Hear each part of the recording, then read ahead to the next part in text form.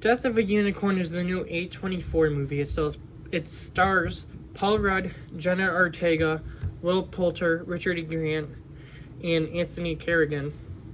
And it is essentially Jurassic Park but with unicorns, where the basic premise is Paul Rudd and Jenna Ortega, who play father and daughter, are on a business trip, and they are driving, and he accidentally hits a unicorn and kills it. And after a little while, the parents are not happy. What do I think about it? So it's a horror movie. It's like horror comedy and stuff. And this is my first horror movie that isn't a guy in a mask like chasing. Like, the only other horror movies I've seen are Scream 1 through 6 and then Hard Eyes from earlier this year. So I'm not a big horror guy. I never will be. There will be some that I will watch, like there might be a couple more horror movies this year that catch my interest, and then there's like Scream 7 next year. So it's not like I won't watch some horror movies, I just won't watch most of them. So, and this one caught my interest because basically it was Paul Rudd, and there was it looked kind of like Jurassic Park, but with Paul Rudd, and instead of dinosaurs, it's unicorns. Into the positives, I think that the second half, once the unicorns are introduced, is way better than the first half. I think the first half was good, but kind of slow, where it wasn't relying on jokes, but it had a good chunk of jokes. It wasn't relying on like mystery and stuff like that, but it felt like it was kind of trying to do that. Jenna Ortega's character, like the whole movie, she is having like a connection with the unicorn, and it felt like that wasn't as like developed as it could have been, but it wasn't like it was underdeveloped.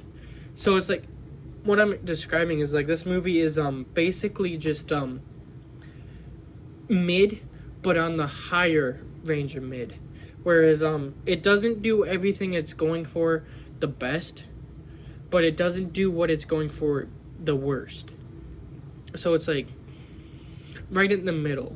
I gave it a 3.5. I gave it a 3 out of 5 stars. So it's like a 6 out of 10. So it's like right in that middle range. But I thought it was pretty good. I think once the unicorns are introduced and all the gore and stuff starts happening, I think that it was really good. And some of it was like kind of like jaw dropping. Like, I can't believe they did that. But at the same time, if you're gonna do a unicorn movie like this, it's gonna have stuff like that, and it's like, Paul Rudd is a favorite of mine. He's always good in what I've seen him in, and his character's name in this is Elliot, and it's spelt the exact way my name is spelt, so I gotta give it kind of props to that. I'm joking. But I mean, that was cool. Jenna Ortega, I haven't really seen her in that much. I think the only things I've seen her in is this and Beetlejuice 2 from last year. And she's fine. She's not the worst, but she's definitely not one of my favorites. Will Poulter was in this. He's gonna be in Warfare later this month, and he was in Guardians of the Galaxy 3. And he's in the Maze Runner movies. I almost forgot. He's in 2 of the Maze Runner movies. He's good. I think what his character was one that you're not supposed to like, but is likable. So, well, at least to me. But I think he played it great, where it's like, for the first little bit, he is likable, and it's like you kind of see where his character's coming from, and then as the movie progresses, he's still got that little bit of like likableness to him, but it's like almost at the end of the movie, it's like completely gone. Richard E. Grant, he was good as his character, who was basically his character had cancer, and then throughout the movie he gets rid of it through a series of events. I'm trying to stay spoiler free as much. It's kind of hard, but I think one of the standouts was Anthony Carrigan, who's going to be in Superman, and he was in Bill and Ted 3, which I don't think a lot of people know about, but he was in that. If you're wondering, I'm looking at the letterbox. It's kind of helping me. But I think his character was a standout because he was just like funny in most of his moments, and like he just had stuff he would do that was just funny without speaking and stuff.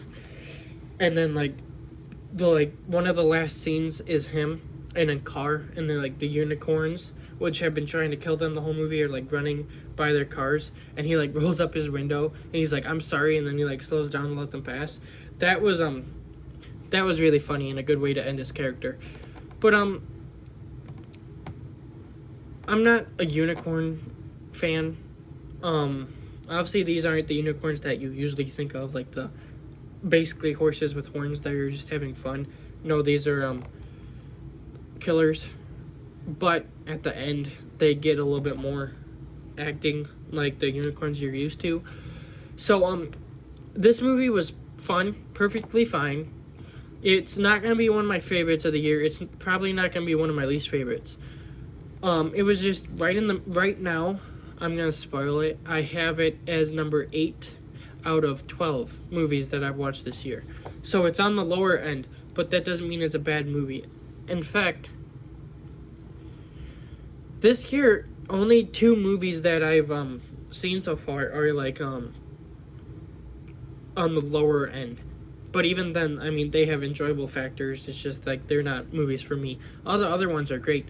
But yeah, Death of a Unicorn, 3 out of 5. Not bad, not super great, not breaking any new ground, not destroying anything.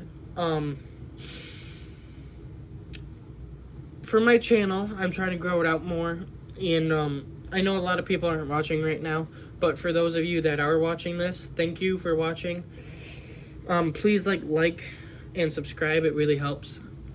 And in the comments, leave what you thought about this movie. And I've put this over on Instagram and Snapchat, and I even did a post for it on this channel. But in this video, I'm trying to branch out and have more videos so I can reach more people. And I've been told that like 3 shorts and like 2 videos a week is what will help. But when there isn't like as much new releases, I think I'm gonna like do some old movie reviews and maybe like rankings and stuff. So I'm gonna do that. So in the comments, leave some movies that you would like me to watch and review, and if they're ones that I feel like I could give a chance or don't have anything too bad or just stand out to me, I will watch them. But I will appreciate every one, even if I don't get to it. And I think that actually, I'm sorry, I was just about to say that I was thinking of doing like an Adam Sandler ranking, like top 10, but Happy Gilmore is in July, and I think I will do it around then. So I'm gonna cut that for now. But just what did you think of Death of a Unicorn?